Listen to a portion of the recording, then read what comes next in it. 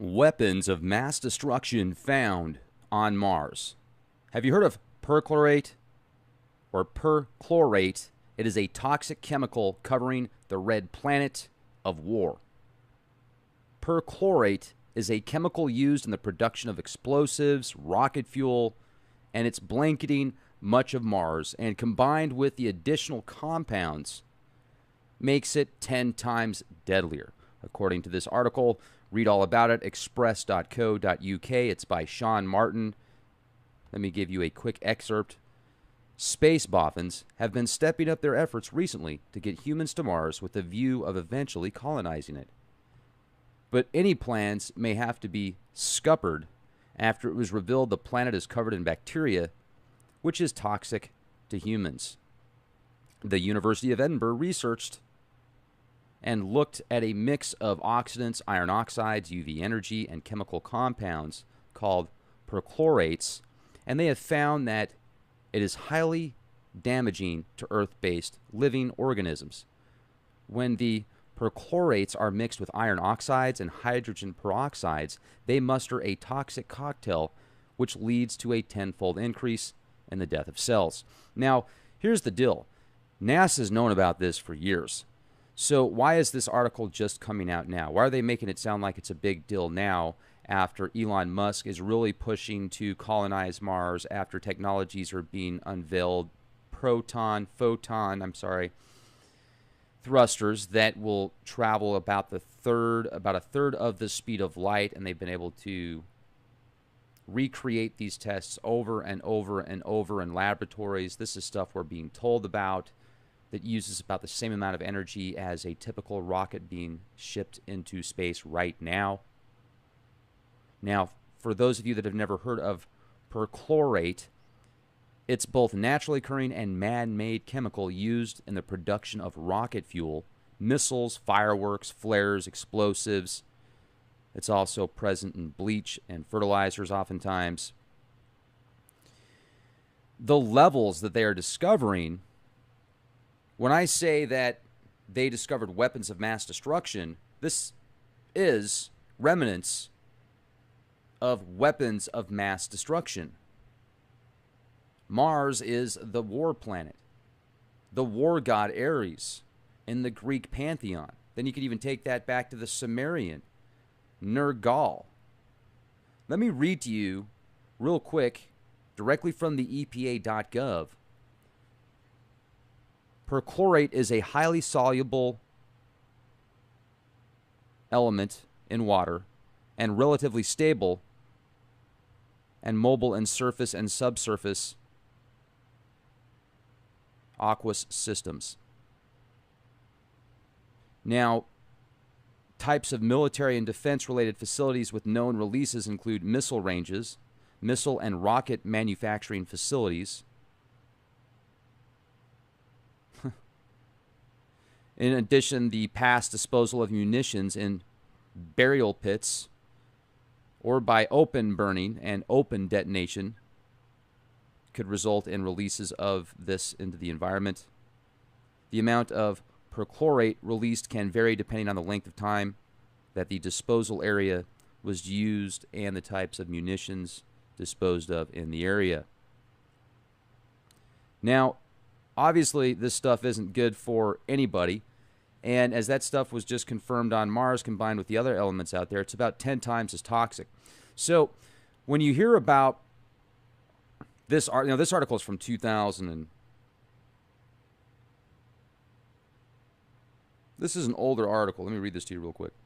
And this is from space.com. Finding calcium perchlorate was one of our most unexpected results, said Peter Smith, the Phoenix principal investigator at the University of Arizona in Tucson. Perchlorate is not a common word in English language. Many of us have to go look it up.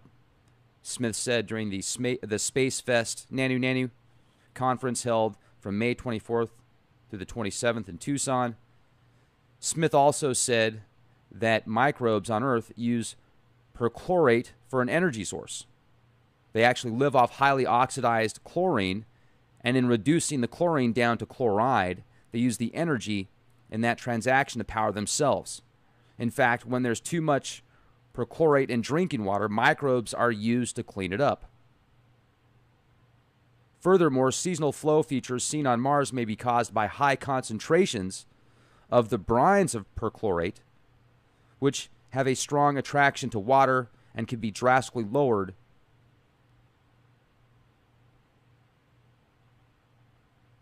or can drastically lower its freezing point, Smith told Space.com. It's also devilishly dangerous. The high levels of perchlorate found on Mars would be toxic to humans, Smith said. This article came out a few years ago, and they're making a big deal out of it again. Then you look at this Greek pantheon. Looks like the guy just jumped out of the swimming pool. Well, that's his excuse anyway. The Greek god of war, the 12 Olympians, the son of Zeus.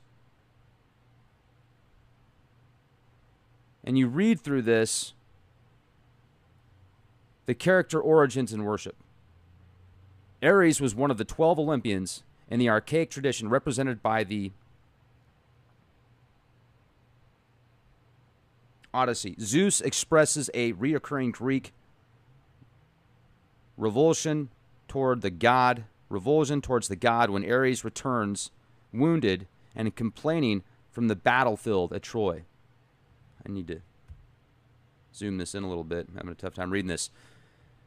Then looking at him darkly, Zeus, who gathers the clouds, spoke to him. Do not sit beside me and whine. You double-faced liar. To me, you are the most hateful of all the gods who hold Olympus forever. Quarreling is dear to your heart, wars and battles, and yet I will not long endure to see you in pain, since you are my child, and it was me that your mother bore you. But were you born of some other god and proved so ruinous, long since you would have dropped beneath the gods of the bright sky. Now, Ares in Sparta was viewed as a model soldier. His resilience, physical strength, and military intelligence were unrivaled. Human sacrifices were offered to him.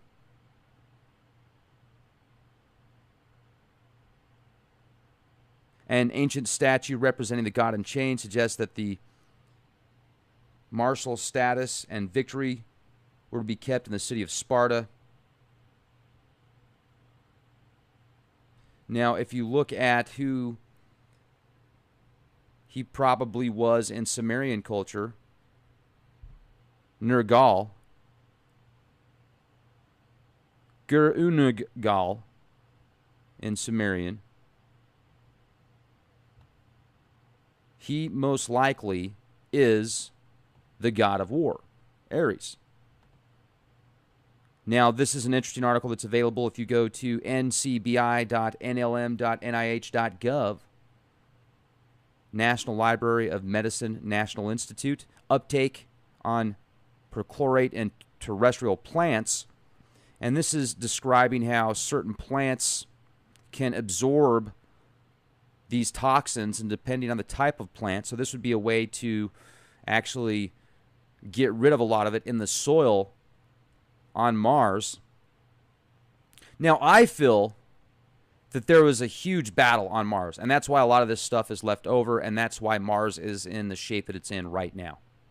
I think that massive battles went on out there, and these are the remnants. What's your take? Also, there are solutions, ladies and gentlemen, but there's also serious repercussions that could take place. And I'm going to get into this on the next podcast. If you have seen the film Life yet, excellent movie. I definitely recommend watching it. Just came out a short while ago. They go to Mars. They find this single cell that's in a, it's not doing anything when they find it, but then they activate it, and then it starts to move and it starts to reproduce itself. And I'm not going to give too much of the film away, but I'm going to talk a little bit about it. So if you want to watch the movie and you don't want to know anything more about it, then I'll give you a quick notice here. So I'll wait a few seconds.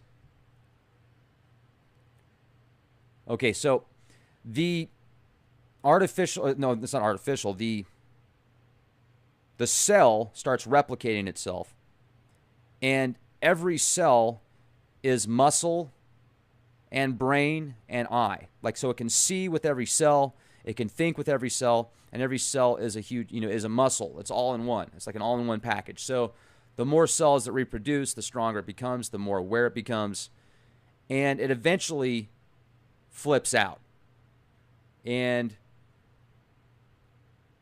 this specific cell, just at one point, one cell becomes so powerful, so fast, that they're linking this to what took out the planet Mars, what caused life as we know it to be completely devastated, completely gone. Now, with that said, what if there was a technology like that was released, or a biotech, or even an extraterrestrial presence, that every piece of that entity, whether it be in microbe form or a full-on body the size of a human being, anywhere in between, or something even much larger than that, and it could travel consciousness through each piece and replicate itself through each piece, similar to the gray goo and these new DNA synthetic computers that will self-replicate when they need more memory to process and more speeds. They'll actually just create more to obtain more pathways to find information quicker. Imagine a sentient being that starts off as a single cell doing that until it completely destroys the entire planet, and then it goes into hibernation mode, and then we go to that planet and accidentally bring it back with us.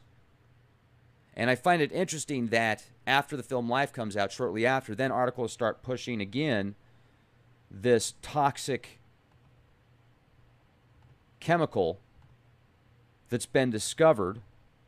And the name of it, if you go to express.co.uk, Mars move off, researchers find deadly bacteria on red planet. It immediately links my mind to the film Life because of the possibilities. So what if, because there's bacteria that can be created and viruses that can be created, like bacteriophage and other stuff, and I'll share that with you on the next podcast, that will go after specific cells, specific matter, and then self-replicate itself in that matter until it's completely destroyed, absorbing its information and then rewriting it. Literally, it's like nanotechnology, but it's biology. It's bizarre. So different institutions, and rightfully so, they're doing a great job. They're working on genetically modifying bacteria and viruses to get rid of certain pollutions, even stuff like uranium and radioactive materials. But what happens if it gets tweaked to the point of it creates consciousness, and then it starts self-replicating itself, or somebody in some laboratory, some psycho mad scientist in a laboratory recreates this technology, biophage stuff, but instead of going after E. coli, it goes after your T cells, your nervous system, specific cells in your body that make up particular parts of who you are. And then what if there's life forces already out there that do that naturally, similar to the film Life? I can't wait to get your take. Also, make sure to support our sponsors, you guys. GetTheT.com. If you're looking for the premium health care products, they have stuff that's good for your stomach, for your digestive tract. They have stuff that's good for your skin. They have detox products that's good for the blood. That's good for if you need help going to the bathroom.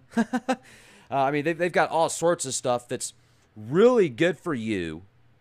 That'll help clean you out, help filter you out. Not too intense. Kind of hits that Goldilocks zone. Their prices are good. And their stuff works. So GetTheT.com. When you check out, let them know that Leak Project sent you. Thank you for being here with me. Be excellent to each other, you guys, and be the change you want to see.